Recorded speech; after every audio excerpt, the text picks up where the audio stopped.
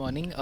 Very difficult topic to decipher. So, adjuvant immunotherapy in locally advanced lung cancer is what I'll be talking about. So, the full morning we've discussed about post-definitive treatment, that is post-chemoradiation. What are the different immunotherapy regimens that we will give? I'll briefly be touching upon resectable also.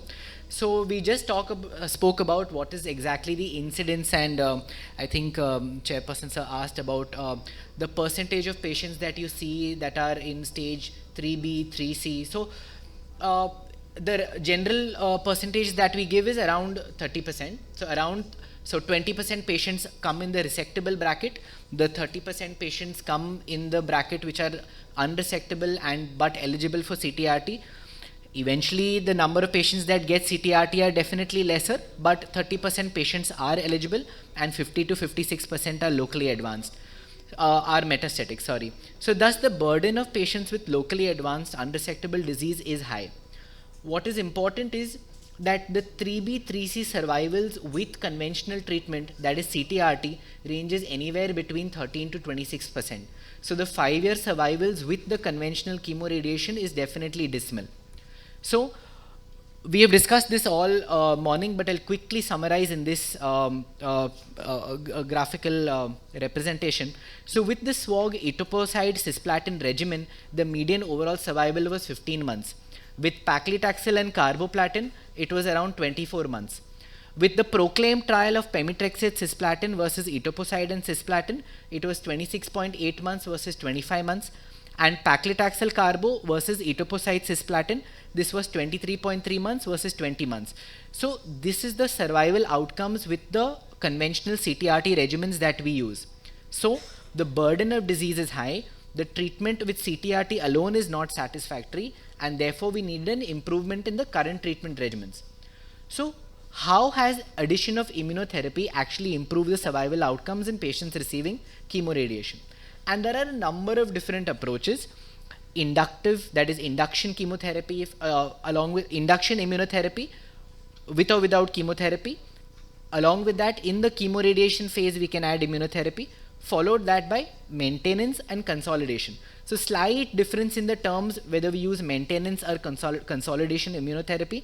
In the maintenance immunotherapy, usually the immunotherapy is given in the concurrent phase as well, followed by maintenance. In the consolidation immunotherapy, usually it is post-chemoradiation that we give consolidation immunotherapy. So majority of the studies that we discussed today were consolidative immunotherapy. That is PACIFIC real world analysis, PACIFIC 6, the gemstone, that is the sugemalimab trial. So I'll be discussing that. Just one slide summary for all the trials that we discussed today.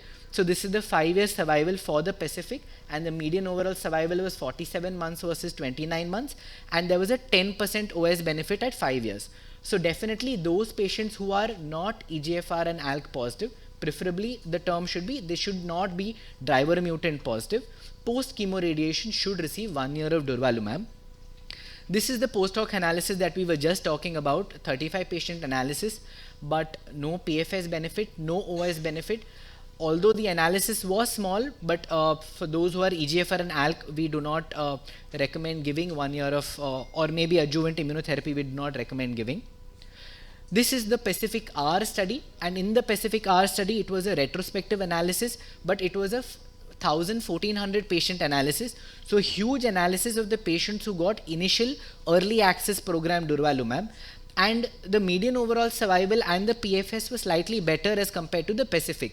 So most importantly, reassuring data, 21-month PFS, and those who are stage 3A versus 3B, 3C, 23 months versus 19 months, and those who are PDL1 more than equal to 1, 22 months versus 15 months for those who are less than 1. So this is as per the tumor histology, the non-squamous does better as compared to squamous, and concurrent is slightly better as compared to sequential, 23 months versus 19.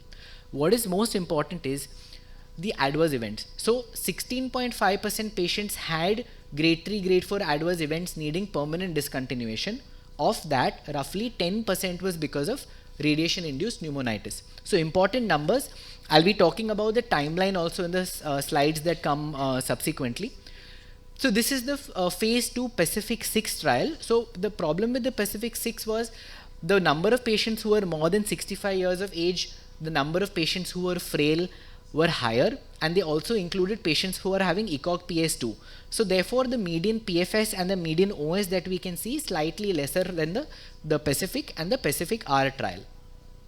This is what I presented last year. We do not have an update on this. So this was sugemalimab after concurrent or sequential chemoradiotherapy, and I had put the data in perspective as compared to the PACIFIC. So the key differences between the Gemstone 301 and the PACIFIC was that the Gemstone was predominantly done in area that is conducted in China, and the prior chemoradiation could be concurrent or sequential. The duration was 24 months, and they clearly excluded patients of EGFR, ALK and ROS. The stage 3A was 30% compared to in the PACIFIC more number of stage 3A patients, and the histology was more squamous compared to the PACIFIC trial. The response rates for Gemstone and PACIFIC similar, and the most important slide, the survival curves that is showing 1 year, 2 year and 3 year were almost similar as compared to the PACIFIC. So this sugemalimab, so we do not have any update and there is no availability of this molecule out of China. If you look at the toxicity profile was also absolutely similar. So grade 3 to grade 5 treatment related adverse events 31% versus 30.5% for the PACIFIC trial. This is one study I think we may not have touched upon, post chemoradiation nivolumab versus nivo plus ipi.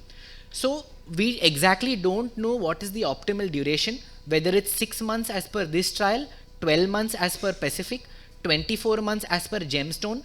Also the PACIFIC 6 trial allowed 2 years for 2 years of durvalumab. So there can be a debate on the ideal duration of consolidation immunotherapy as well. So in this trial, they gave patients nivo alone or nivo plus ipi, and this was for 6 months. And the median OS PFS that we can see is 25 months. So huge number compared to the other PFS that we have seen in the PACIFIC and the PACIFIC-R. One slide summary. So we have spoken about consolidative immunotherapy. So the part that we can see in blue is the consolidative immunotherapy, and that we have discussed. PACIFIC, Gemstone, PACIFIC 6, and the last one is the BTCRs, that is the nivolumab with or without ipilimumab. But what is important is the Nicholas, DETER, the COAST and the Keynote 799. We have not discussed about these. So these are the ones that have received concurrent immunotherapy.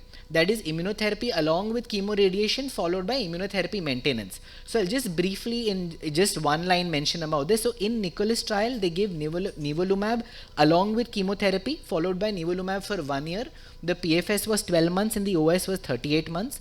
In the DETERD study, there were 2 parts. They gave atezolizumab as consolidation atezolizumab, or in part 2 they gave atezolizumab along with chemoradiation followed by maintenance. So the PFS was 18 months and 15 months respectively, and the OS was 26 months and not reached, but very small numbers, 10 patients and 30 patients. In the COAST trial, we do not have these molecules. I will not stress upon them, oleclumab and monalizumab. So these 2 molecules we do not have. In Keynote 799, there is chemo with pembro, that is, actually it should be CTRT with pembro followed by pembro for 1 year, and they analyzed 2 cohorts, squamous and non-squamous, and the PFS was around 30 months. And in the other arm, non-squamous, it was not reached for both PFS and OS. So these are the few trials that we commonly do not discuss about, and I wanted to finish off in this single slide. One trial that we do not talk about is another trial, that is pembro for 1 year, that is given as consolidation. PFS was 18 months and OS was 35 months. Last slide for timeline.